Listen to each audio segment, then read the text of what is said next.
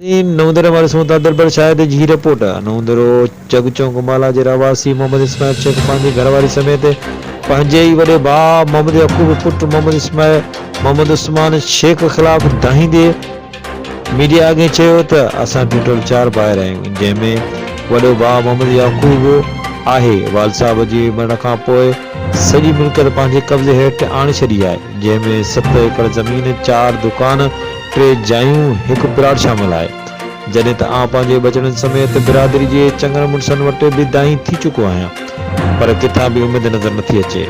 हिकु वॾे अरसे खां शदीद मुश्किल हालतुनि सां मुंहुं ॾियणो पइजी रहियो आहे, जंहिं सबबु आउं कुझु ॾींहं अॻु नवंदर थाणे ते पा किताब खणी इंसाफ़ लाइ वियो हुयुसि, पर पुलिस बि चंद रुपयनि जे एवज़ हुन खे आज़ादु करे छॾियो।